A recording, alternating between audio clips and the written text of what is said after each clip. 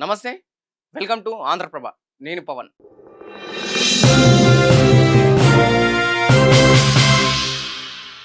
తెలంగాణ రాష్ట్రంలో ప్రధానంగా 3 పార్టీలున్నాయి. ప్రతిపక్షంలో ఉన్న బీఆర్ఎస్ కావచ్చు, అధికార పార్టీలో ఉన్న కాంగ్రెస్ పార్టీ, ఇటు మరో పార్టీ అనే బీజేపీ పార్టీ. ఈ 3 గాకుండా ఇంకొక బలమైన శక్తి కోసం చూస్తుంది తెలంగాణ రాష్ట్ర ప్రజలు. సో, ఆ అవకాశాన్ని అందిపుచ్చుకోవడానికి కవిత ప్రయత్నిస్తుందా అంటే కొంతవరకు అవుననే సమాధానం చెప్పొచ్చు. ఎందుకంటే చాలా రోజుల నుంచి కవిత ఎప్పుడైతే బీఆర్ఎస్ పార్టీ నుంచి సస్పెండ్ అయిన తర్వాత తన సొంత ఎజెండాతో తెలంగాణ జాగృతి అనే సంస్థతో ప్రస్తుతం సంస్థగా ఉంది అది. ఫ్యూచర్‌లో పార్టీగా మారే అవకాశం ఉంటదా? లేదా? అనే సమాధానాలు కూడా కొన్నిసార్లు కవిత గారు ఖచ్చితంగా జాగృతి పార్టీగా మారే అవకాశం ఉంటదని తను చెప్పుకుంటూ వచ్చిర్రు. సో, దాంట్లో భాగంగానే తెలంగాణ రాష్ట్రంలో ఉమ్మడి 10 జిల్లాలలో అటు కంటిన్యూ‌గా షెడ్యూల్ ఏస్తుంది. ప్రజల్లోని కలుస్తుంది. ప్రజలలో వివిధ కార్యక్రమాలు చేపడుతూ వస్తుంది.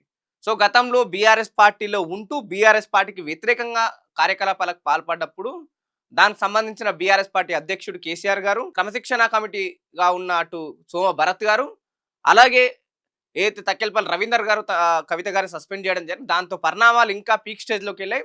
సో, దానికి సంబంధించిన వివిధ వార్తలు, వివిధ కథనాలు కూడా బయటకు రావడం జరిగింది. కవిత సస్పెన్షన్‌కి అటు కారణమైన హరీష్ రావు కావచ్చు, జగదీశ్వర్ రెడ్డి కావచ్చు, వివిధ కారణాలున్నాయి. సో, ప్రధానంగా కవిత ఎందుకు బీఆర్ఎస్ పార్టీని అటాక్ చేస్తుంది? ఎందుకంటే ప్రస్తుతం బీఆర్ఎస్ పార్టీ అధికారంలో కూడా లేదు. అటు ప్రధాన ప్రతిపక్షంలో బీఆర్ఎస్ పార్టీ చేతిలో ఏమీ లేదు. అటాక్ చేసిన వాళ్ళు పూర్తి స్థాయిలో సమాధానం ఇచ్చుకోవడానికి. ఒకవేళ కవిత ప్రతిపక్ష పాత్ర పోషించాలనుకుంటే ఎందుకు కాంగ్రెస్ పార్టీని ప్రశ్నించట్లేదని చెప్పేసి అటు బీఆర్ఎస్ పార్టీ నాయకులు ప్రధానంగా మాట్లాడుతూ వస్తున్నారు. సో, కంటిన్యూగా మొదటి నుంచి మనం కవిత గారి ఆ ఆలోచన కావచ్చు, తను చేస్తున్న ప్రశ్నలు కావచ్చు, తను విమర్శిస్తున్న వ్యక్తులు చూస్తే ఉమ్మడి 10 జిల్లాలలో ఎక్కడికెళ్ళినా సరే ఒక వంతు కాంగ్రెస్ పార్టీ నాయకుల్ని విమర్శిస్తే పదో వంతు ఇటు బీఆర్ఎస్ పార్టీ నాయకులు విమర్శిస్తుందని చెప్పేసి చాలామంది బీఆర్ఎస్ నాయకులు కూడా అటు ఆలోచన పరుస్తులు. సో, ప్రధానంగా నిజంగా కవిత గారు ఎందుకు బీఆర్ఎస్ పార్టీ నాయకుల్ని టార్గెట్ చేస్తుంది? దానికి గల కారణాలేంటి? తను బీఆర్ఎస్ పార్టీ నుంచి సస్పెండ్ చేసిందనే కోపంతోనే బీఆర్ఎస్ పార్టీని టార్గెట్ చేసిందా? ఎందుకంటే ప్రస్తుతం బీఆర్ఎస్ పార్టీ పూర్తిగా రాజకీయ చిక్కులో ఉందని మనం అనుకోవచ్చు. ఒకవైపు కాంగ్రెస్ పార్టీ ప్రభుత్వంలో ఉన్న పార్టీ ప్రధానంగా అటాక్ చేస్తుంది. వాళ్ళపైన కాళేశ్వరం కేసు లాంటివి కావచ్చు, ఫార్ములా ఈ కేసు కావచ్చు, లేకపోతే ఇట్లాంటి రకరకాల కేసులతో అటు బీఆర్ఎస్ పార్టీ నాయకులు సతమతం అవుతున్న వేళ కవిత కొరకరాని కొయ్యగా అటు బీఆర్ఎస్ పార్టీకి ఉంది. ఎందుకంటే గతంలో కవిత గారు బీఆర్ఎస్ పార్టీలో పనిచేశారు. దానికంటే ముఖ్యంగా కేసీఆర్ కూతురు జనరల్‌గా అటు అపోజిషన్‌లో ఉన్న నాయకుడు కావచ్చు, లేకపోతే ఇతర పార్టీ నాయకులు ఎప్పుడైనా ఆ పార్టీకి సంబంధించిన నాయకుల్ని విమర్శించినప్పుడు ఆ పార్టీకి సంబంధించిన అవతల పార్టీకి సంబంధించిన వ్యక్తులు అదే విధంగా ఇటు రియాక్ట్ అయ్యే అవకాశం ఉంటది. కానీ కవిత గారి విషయంలో అది చాలా వరకు జరగట్లేదు. అంటే మొదట్లో జరగలేదు. జగదీశ్వర్ రెడ్డి విషయంలో కొంతవరకు జరిగింది. హరీష్ రావుని విమర్శించినప్పుడు ఎక్కడ కూడా హరీష్ రావు పర్సనల్‌గా తనని అటాక్ చేయలేరు. సో, అదే కవిత ప్లేస్‌లో ఇంకెవరున్నా సరే తను అటాక్ చేసేవారేమో గానీ కవిత ప్లేస్‌లో కవిత ఉండడం వల్ల తను పూర్తి స్థాయిలో అటాక్ చేయలేకపోయారు. పూర్తిగా సమాధానం ఇవ్వలేకపోయారు. తను ఏదైతే ఆరోపణలు చేసింది కాళేశ్వరం ఇష్యూ దానికి సంబంధించిన అక్కడక్కడ చిన్న చిన్న క్లారిఫికేషన్ ఇచ్చే ప్రయత్నం చేసింది తప్ప నిజంగానే కవిత గారు గతంలో అంటే ఏ నాయకుడైనా స్కామ్‌కి సంబంధించి ప్రస్తుతం ఈ కేంద్ర రాష్ట్ర ప్రభుత్వాలు పెడుతున్న కేసులలో కవితకు సంబంధించిన లిక్కర్ కేసు కావచ్చు, లేదంటే ఇటు కేసీఆర్‌కి సంబంధించిన కాళేశ్వరం ఇష్యూ కావచ్చు, ఇటు ఈ ఫార్ములా కేసు కావచ్చు. అంటే నాయకుడికున్న ఈ కేసెస్ మీద అటాక్ చేసే ప్రయత్నం చేస్తారు. కానీ కవిత గారిని తను బీఆర్ఎస్ పార్టీ నాయకుల్ని విమర్శిస్తున్నప్పుడు ఎవ్వరు కూడా లిక్కర్ రాని కావచ్చు, లేకపోతే లిక్కర్‌కి సంబంధించిన కేసు విషయంలో ఎవరు కూడా పర్సనల్‌గా అటాక్ చేయలేరు.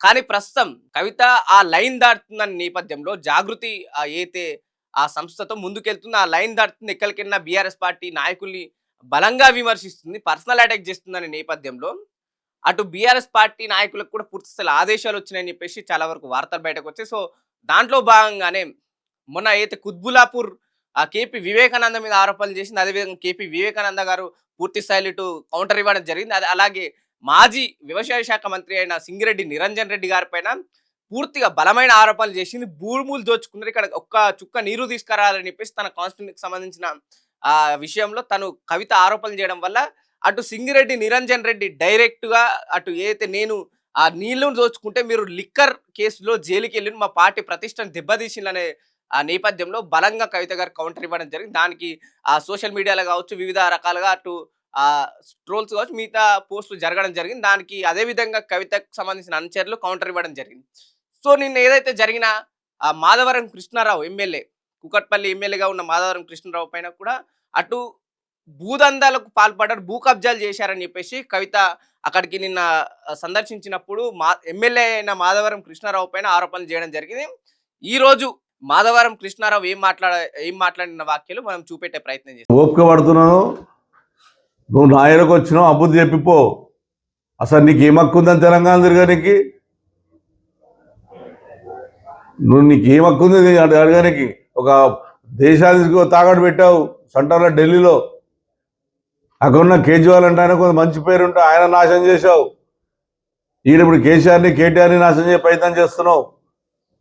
టీఆర్ఎస్ పార్టీ ఎమ్మెల్యే మీదనే నీకు దొరికింది అంటే నువ్వేం ప్లాన్ ఆలోచన ఉంది? ఇది ఏ పార్టీని డెవలప్ చేయాలని ప్రయత్నం చేస్తున్నావు? సో అటు కవిత ఏదైతే భూ కబ్జా చేశారో మాధవరం కృష్ణారావు ఆరోపణలు చేసింది, అదేవిధంగా మాధవరం కృష్ణారావు గారు, నేను భూ కబ్జా చేస్తే మీరు లిక్కర్ కేసులో ఇరుక్కున్నారు, మీరు లిక్కర్ దందా చేశారు, నన్ను మళ్ళీ ఒకసారి ఏదైతే నా మీద ఇట్లాంటి ఆరోపణలు చేస్తే నేను ఖచ్చితంగా అటాక్ చేస్తూనే ఉంటా, ఇట్లాంటి మీ పైన కూడా బలమైన ఆరోపణలు ఉన్నాయి, నేను మీ వెంట పడుతుంటా అని చెప్పేసి బలంగా తను వ్యాఖ్యలు చేయడం జరిగింది.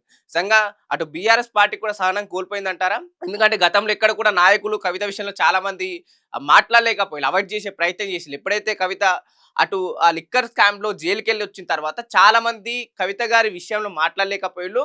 అటు ఎప్పుడైతే లిక్కర్ స్కామ్ ఇరుక్కున్న తర్వాత తన పైన చాలా వరకు సోషల్ మీడియాలో అటాక్ జరిగినాయి, లేకపోతే ఇతర పార్టీ కాంగ్రెస్ పార్టీ కావచ్చు, ఇప్పుడు బీజేపీ పార్టీ కావచ్చు, వాళ్ళు మాట్లాడినప్పుడు బీఆర్ఎస్ పార్టీ నుంచి బలమైన కౌంటర్లు రాకపోవడం కవితని కాస్త కుంగదీసింది. కవిత చాలా సందర్భాల్లో మాట్లాడిన వైనం మనం చూసాం.